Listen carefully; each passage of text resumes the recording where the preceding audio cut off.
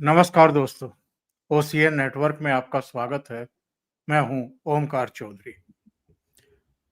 कांग्रेस में हो क्या रहा है, जरा समझने के लिए कुछ अतिरिक्त प्रयास करने पड़ेंगे, क्योंकि सामान्य बुद्धि में तो ये चीजें आ नहीं रही हैं कि हो क्या रहा है। जिस समय प्रधानमंत्री नरेंद्र मोदी आसियान समिट का दौरा रद्द कर रहे हैं, और क्यों कर रहे हैं ये जरा समझने की जरूरत है, क्योंकि बिहार में चुनाव है।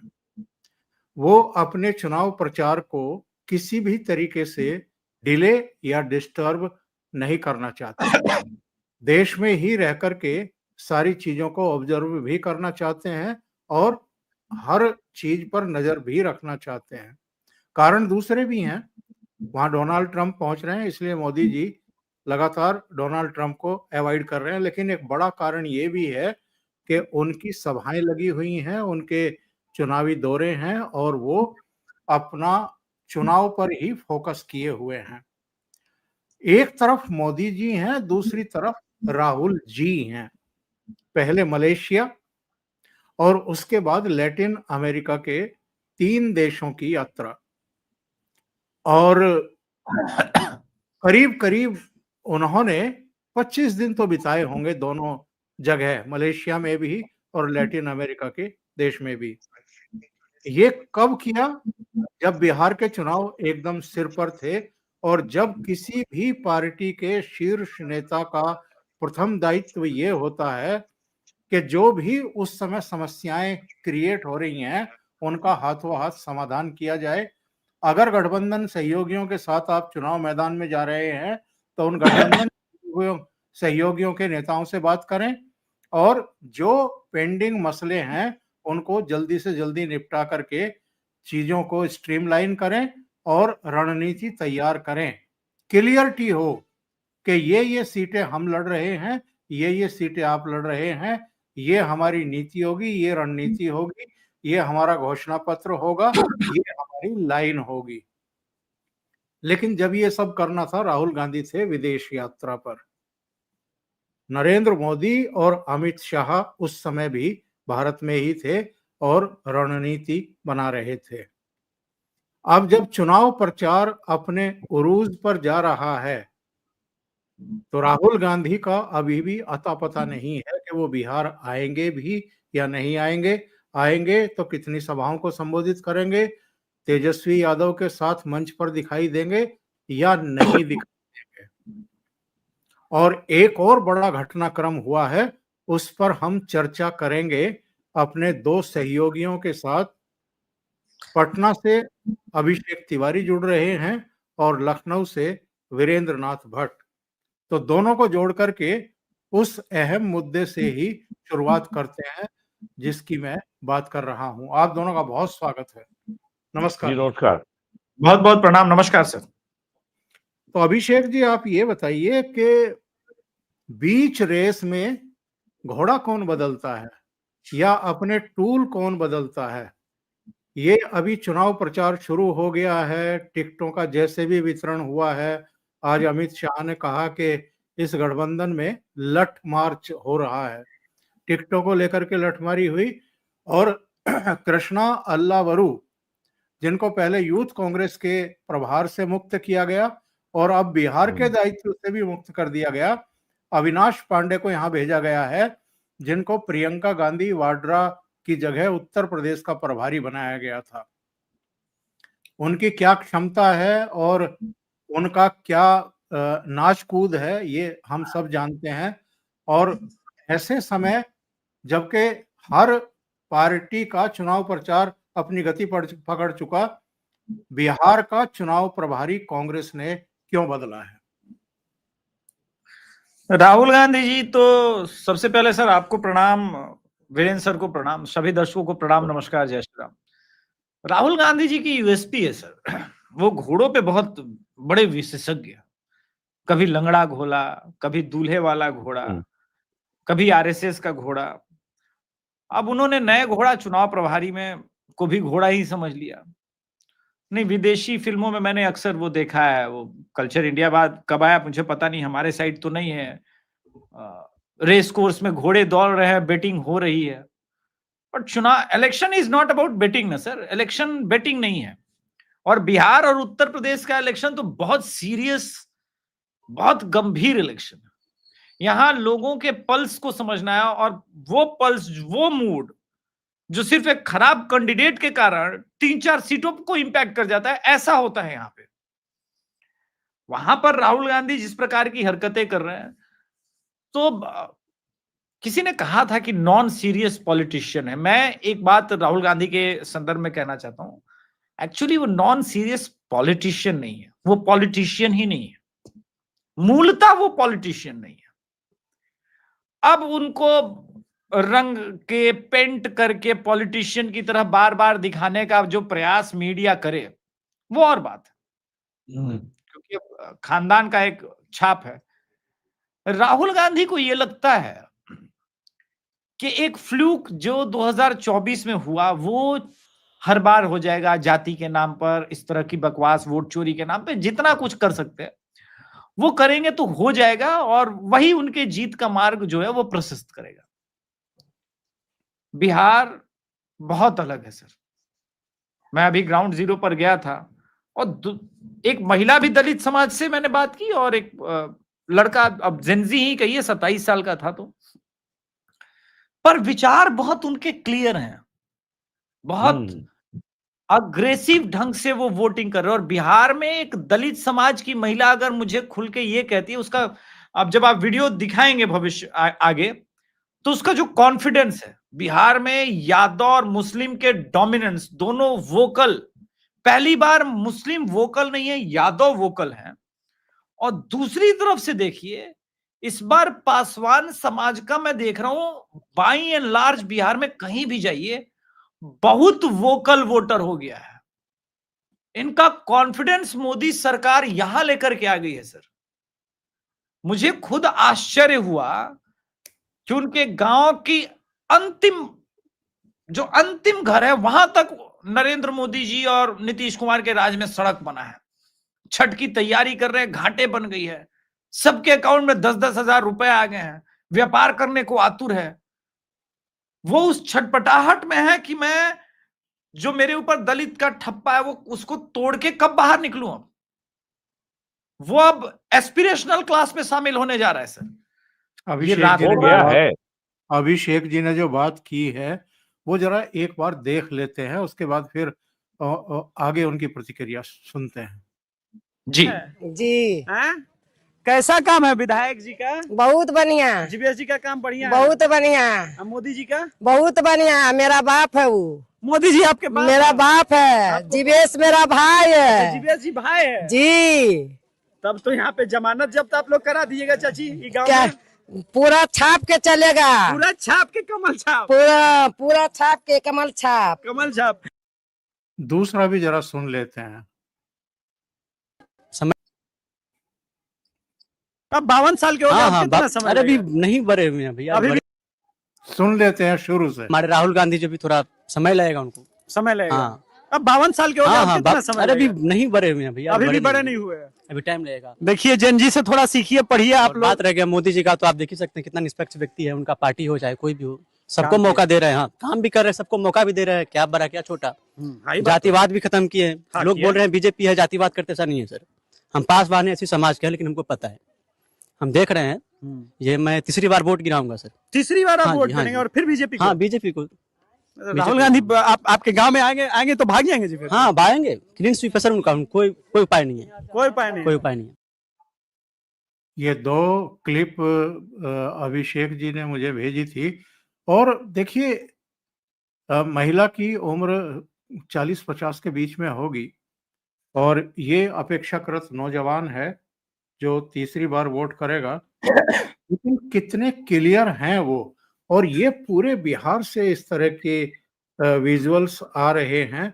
यहाँ तक के जो कांग्रेस के समर्थक माने जाते हैं, अजीत अंजुम, उनसे जो लोग बात कर रहे हैं वो भी खुल करके यही बातें कर रहे हैं। तो ये सब हो कैसे रहा है अभिषेक जी? ये चमत्कार ही है कि एंटी इनकम्बेंसी के बजाय प्रो इनकम्बेंसी है। सर आने वाले 5 दिनों में मैं प्रॉमिस करता हूं आपको कम से कम 10 ऐसे क्लिप्स भेजूंगा, क्योंकि ग्राउंड जीरो पे ही निकल रहा हूं।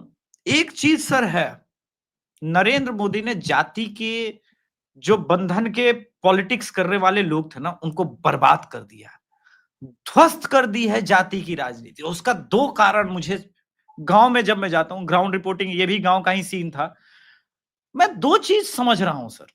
एक तो डिलीवरी है, अंतिम व्यक्ति तक नरेंद्र मोदी की योजनाओं की डिलीवरी है। वो कॉन्फिडेंस इनके अंदर आया कि कोई सरकार आई है जो मेरे लिए सोच रही है। ठीक है, वो 10,000 रुपए है, लेकिन इसे लग रहा है कि भाई 10,000 रुपए किसी आदमी ने मुझे पहली बार व्यापार करने को दिया, वरना हमारे बुजुर्गों का जीवन सर साहूकारों का ब्याज चुकाने में चला गया। दूसरा, ये जो लड़का जो महसूस कर रहा था, युवा जो कह रहा है कि नहीं मुझे समझ है, क्लियर बोल रहा है, मैं देख रहा हूं चीजों को, मोदी जाति की राजनीति नहीं करता। इसको ये कॉन्फिडेंस कहां से फील हुआ होगा? जब ये किसी समारोह में गया होगा, कहीं गया होगा, इसके साथ वो जातिगत भेदभाव के बजाय इसको पास में बिठाया गया होगा, इसके वो एस्पिरेशनल क्लास बनाने के लिए योजनाएं इसको दी गई होगी। मैंने इससे काफी ऑफ कैमरे बहुत सारी भी बातें की बाद में। इसने मुझे 2 चीज बहुत इंपॉर्टेंट बताया कि सर मेरे पिताजी को एक दुकान देने के लिए 50,000 रुपए मिले, वो भी बैंक से। हमारे लिए सर बैंक के दरवाजे बंद थे, मोदी ने खोला सर, कोई मॉर्गेज नहीं रखा, और उस दुकान को हमने आज बड़ा कर लिया है, और गांव में हमने पक्का घर बनाया। पक्का घर बनाने के लिए सर हमको 1,40,000 सरकार ने दिया सर। हमारे लिए तो ये सरकारें थी ही नहीं सर। आज भी बहुत सारे लोग गांव में इंदिरा आवास ही समझते हैं, प्रधानमंत्री आवास नहीं समझते। वो भी एक क्लिप भेजूंगा एक दुकानदार का। महिला क्यों कह रही है पासवान समाज से आकर के कि छाप के देंगे कमल छाप? बंगाल में तो नारा चलता है यही दलितों के लिए कि चुपे चाप कमल छाप। फिर बंगाल से बिहार आते आते इसका कॉन्फिडेंस, वो भी इसके पास के 3 गांव यादवों के ये किस कॉन्फिडेंस में कह रही है कि छाप के देंगे कमल छाप? जीवेश मिश्रा मेरा बड़ा भाई है। जीवेश मिश्रा तो सवर्ण है, फिर ये किस कॉन्फिडेंस में बोल रही है कि जीवेश मिश्रा मेरा बड़ा भाई है? जीवेश मिश्रा मुझे पता चला कि हर 2 महीने में एक बार उस गांव में जरूर जाते हैं सर। और पूरे विधानसभा का हर एक ऐसा गांव होगा जहां कम से कम 2 महीने में एक बार का विजिट जरूर उनका लगता है गांव में, और पूछते हैं कि कोई सड़क बाकी तो नहीं रखी है, मुखिया को सबको ले जाके। तो जब ऐसा व्यक्ति होगा ना, प्रधानमंत्री नीतीश कुमार, और नीचे आपका विधायक भी डिलीवरी करने पे आ जाएगा, तभी वो जो नरेंद्र मोदी को भारत बनाना चाहते हैं बनेगा सर।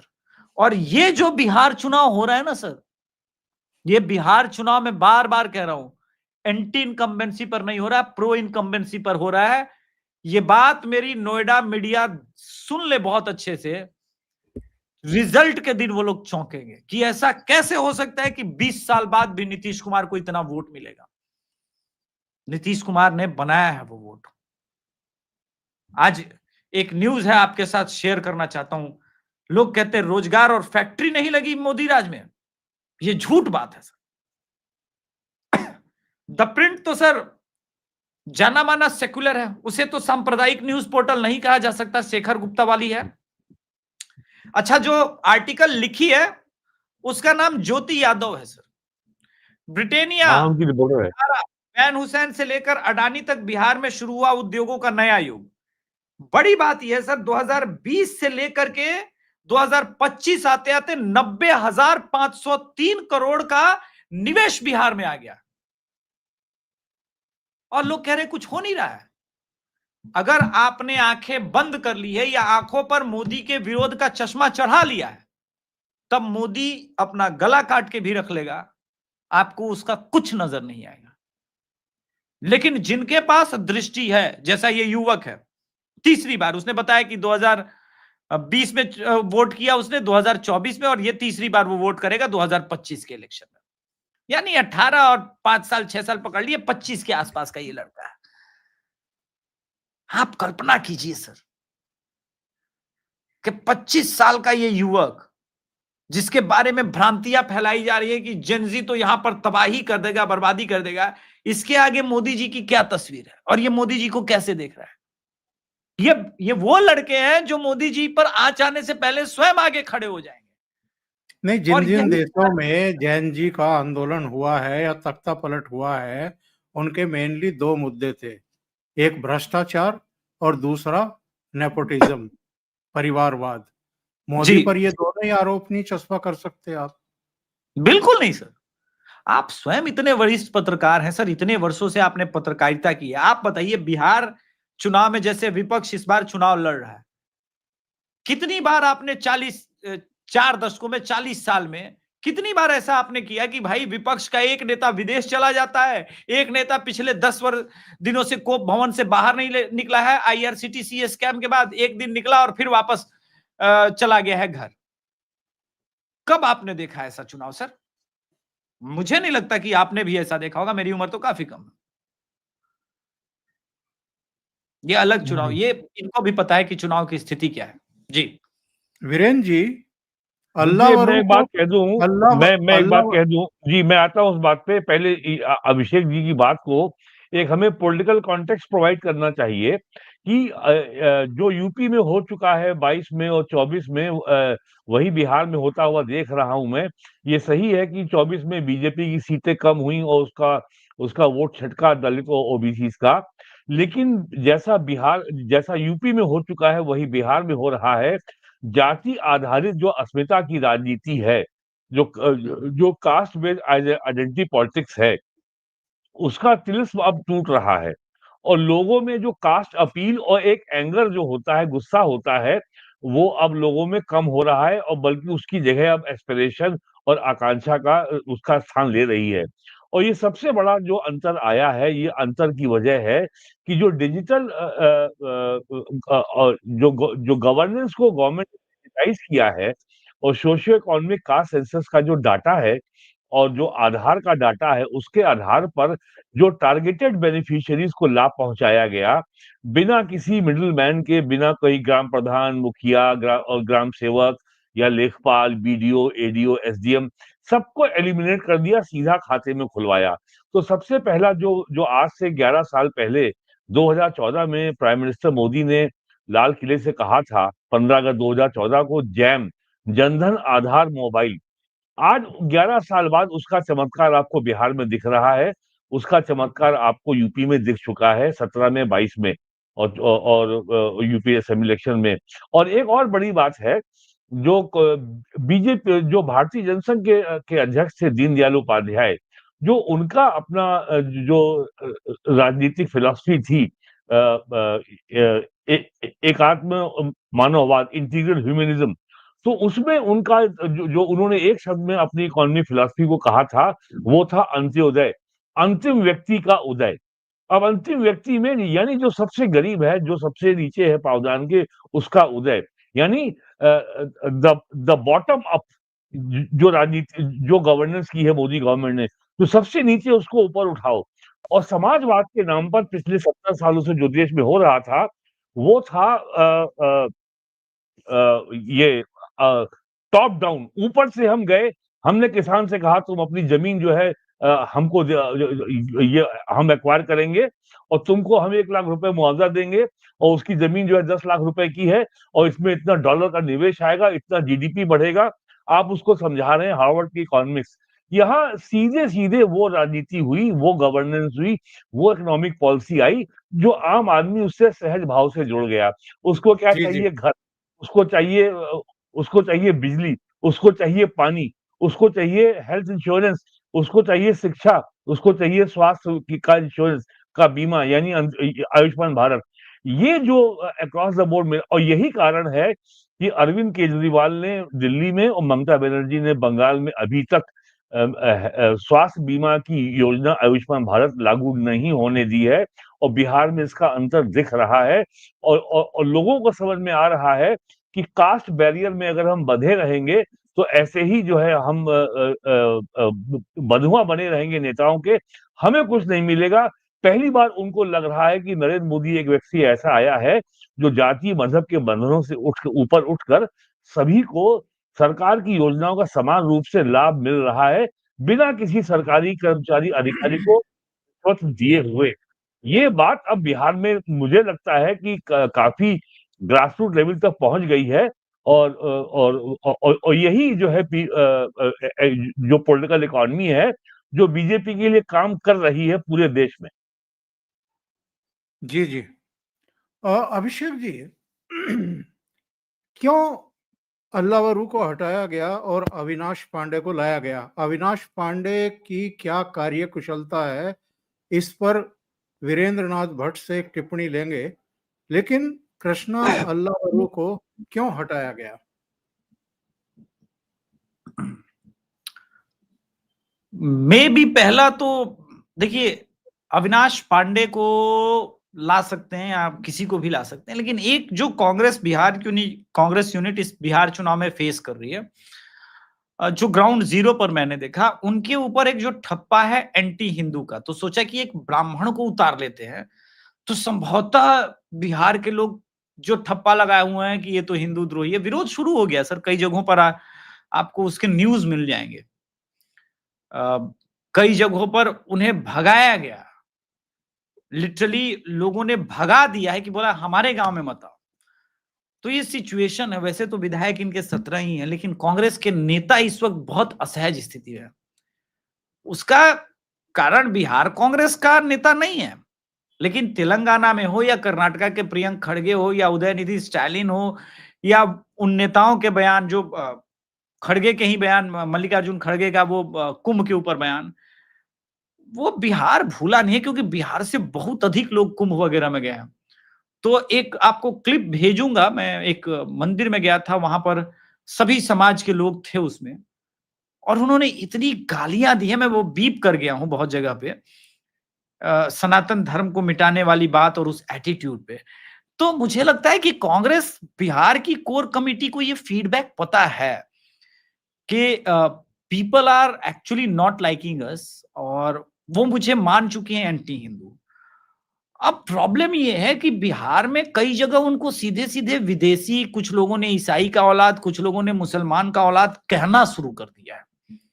मैं उसके साक्ष्य दूंगा, ऐसा नहीं, मैं ग्राउंड जीरो पे मेरे खुद के कैमरे में वो चीजें कह दिया। अब ये सिचुएशन बहुत अनईजी करने वाला सिचुएशन है, क्योंकि पॉलिटिक्स में आपके मन के अंदर की जो भी भावना, वो अलग बात है, लेकिन मुंह से आपको माइक पर या दुनिया के आगे यही बताना पड़ता है कि हम सबको समाज में एक साथ रहने की पॉलिटिक्स कर रहे हैं। अनफॉर्चुनेटली इस फॉल्ट लाइन को क्रिएट करने वाले स्वयं राहुल गांधी है, जो हिंदुओं को लगातार जाति में विभाजित करने का बात कर रहे हैं। और मैंने पहले ही बताया कि बिहार में गांव की राजनीति बहुत घाघ है। वो तुरंत पकड़ लेते हैं लोग कि ये जाति के नाम पर क्यों करे। एक ने कहा कि भाई इतनी जाति मुसलमान में है तो गांव में ही राहुल गांधी क्यों नहीं आके मुसलमानों की जाति कहते। सब तो भोजपुरी बोला, सब तो अलग अलग जाति है, जुलाहा से लेकर के अंसारी तक सब तो अलग अलग जाति है, कसाई से लेके। तो बोलते हैं लोग, आप लोग तो मीडिया वाला ही बोलते हैं कि यादव इतना वोट कर रहा है, हमको भी बोलने लगे।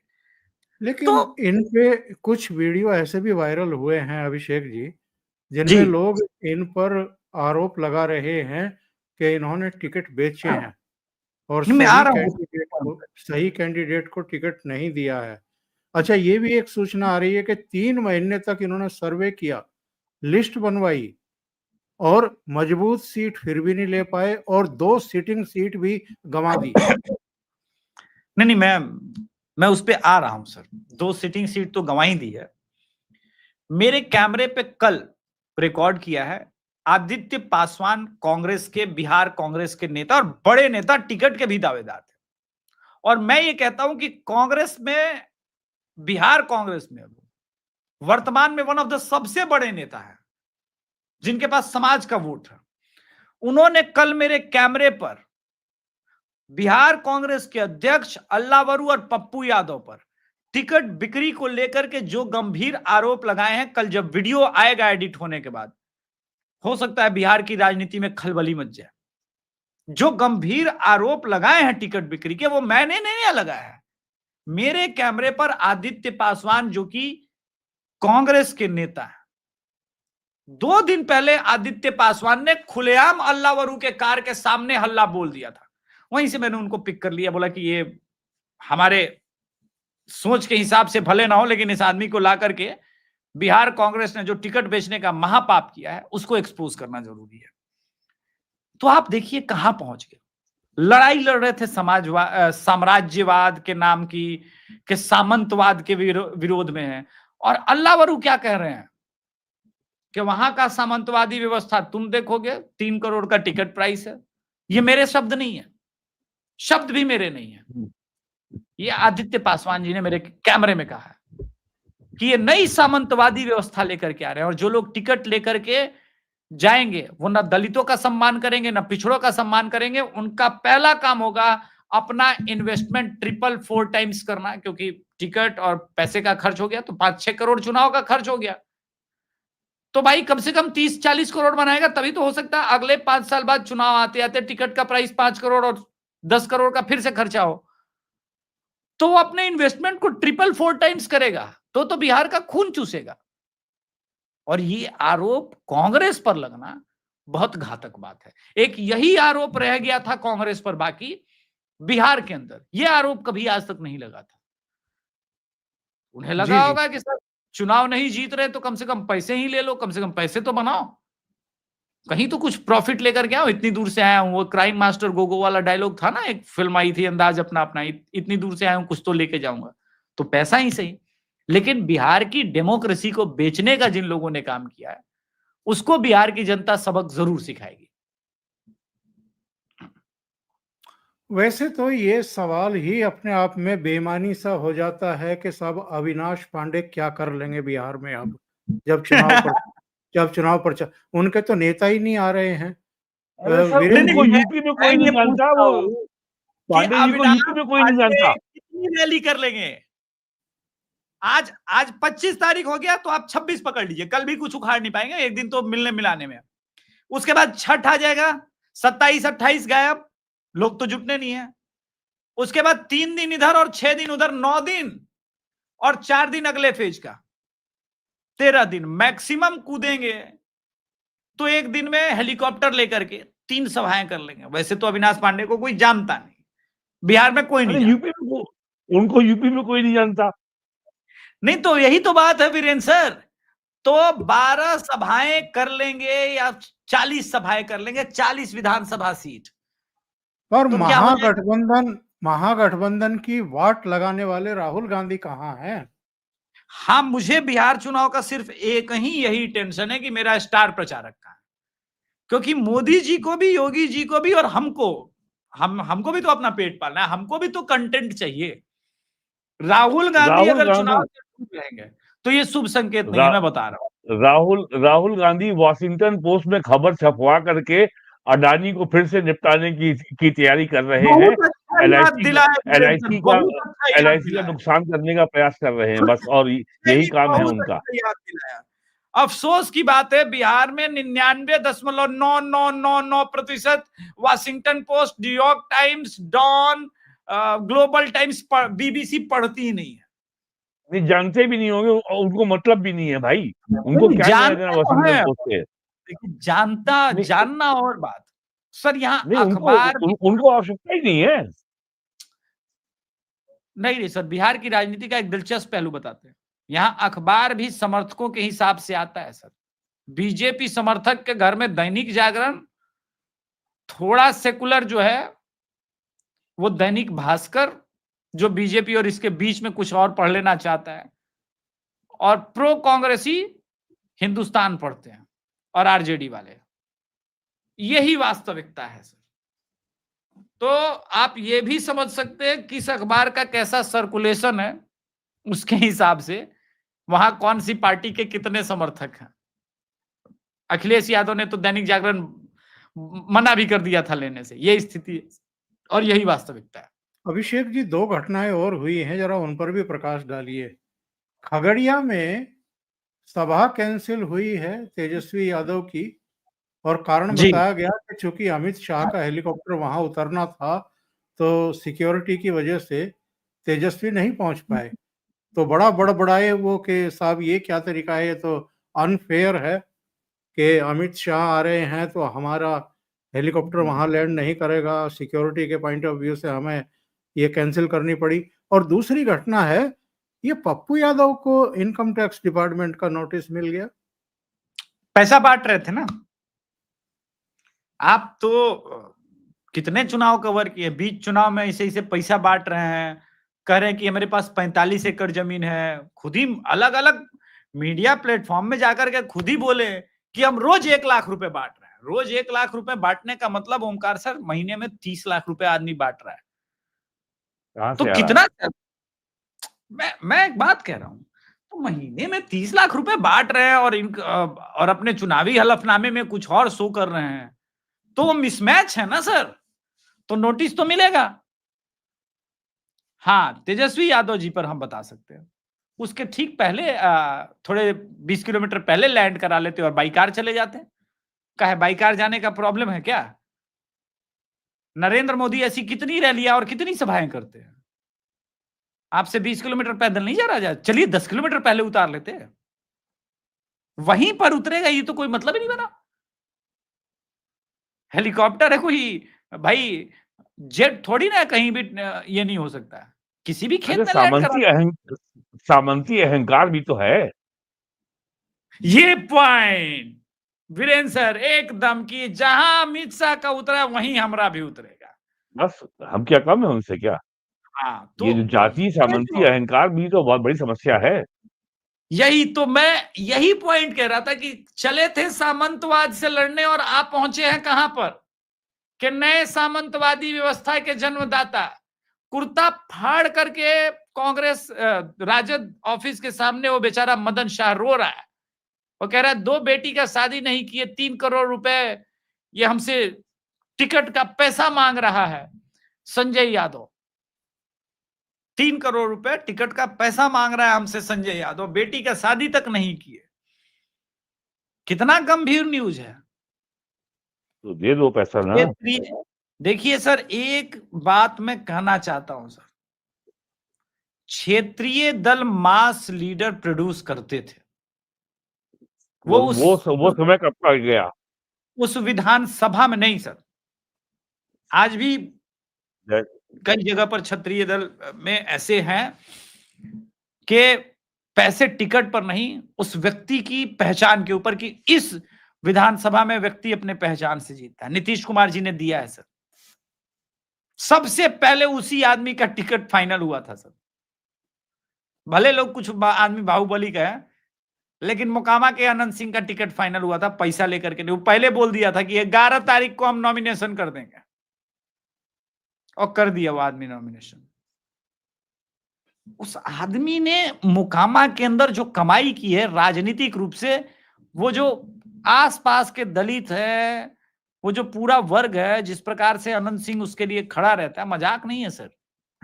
हमें सिक्के का दूसरा पहलू भी देखना चाहिए। क्या शादी ब्याह में आएगा लोग, बेटी की शादी अनंत सिंह उठा करके 50,000 दे दिया और बोला कि हम आएंगे, भले 5 मिनट के लिए हम आवेंगे, थोड़ा एग्रेसिव तो बोलते ही है, हम आवेंगे, जो जो जो हम आवेंगे।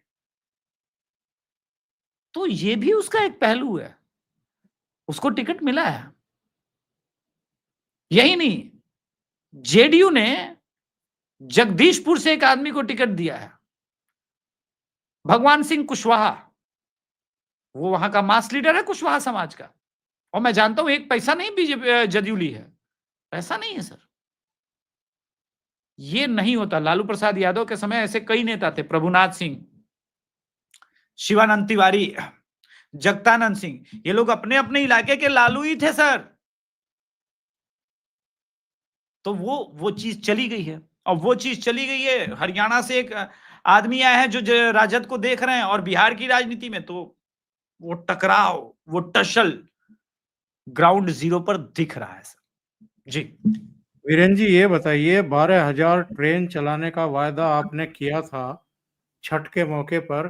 राहुल गांधी और आपके प्रशांत किशोर पूछ रहे हैं कि 12,000 ट्रेन कहाँ है, ये लोग लटक करके क्यों सफर करने के लिए अभिशप्त हैं।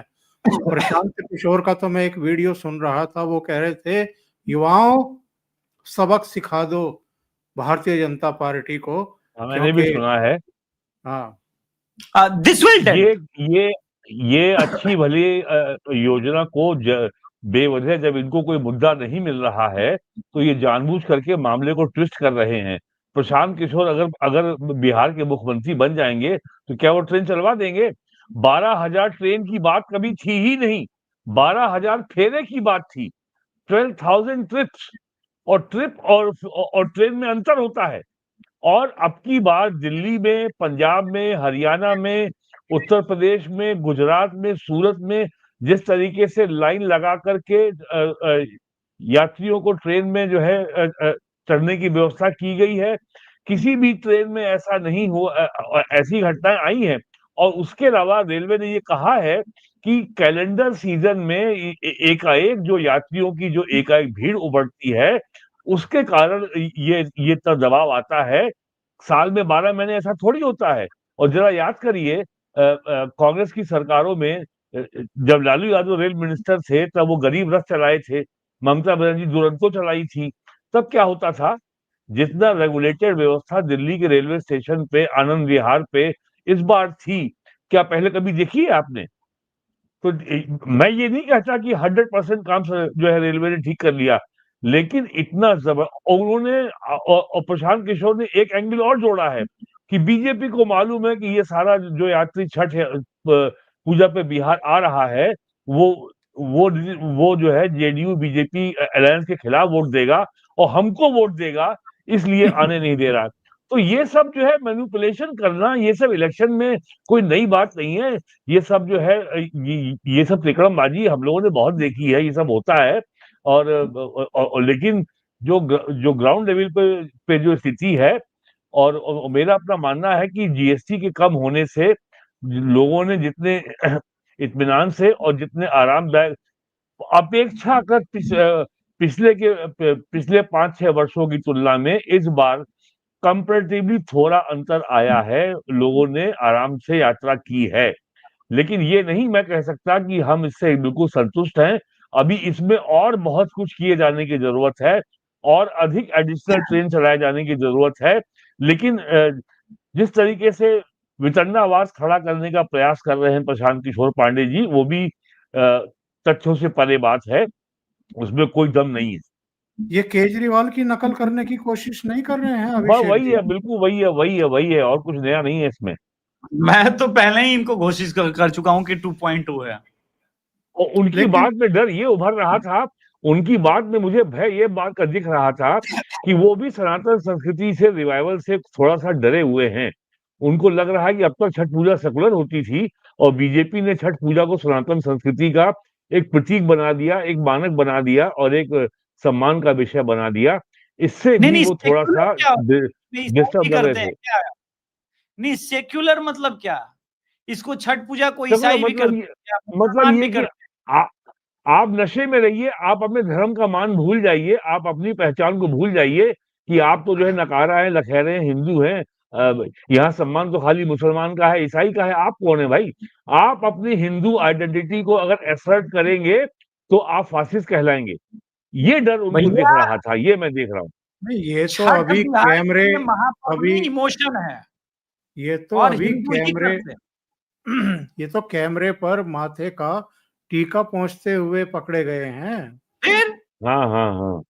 नहीं, ऐसी क्या व्यवस्था थी कि आप कैमरे से मतलब 2 मीटर भी ना चल पाए टीका लगा के? इसीलिए ना मुसलमान वाला टोपी तो आप पहन के खूब बढ़िया फोटो खिंचाए हैं। तो ये जितने सेकुलर होते हैं दरअसल परम धूर्त लोग हैं। ये लोग भारत की बर्बादी चाहते हैं, हिंदुओं की बर्बादी चाहते हैं, वोट के लिए किसी भी स्तर तक जा सकते हैं। तो जो लोग मैंने नाम रखा है सर एसएलओबी, देश को कॉम्प्रोमाइज नहीं करेंगे, ये कैसे संभव है? इनका मैंने नाम रखा है सेकुलर लेफ्टिस्ट आउटरीच ब्रिगेड।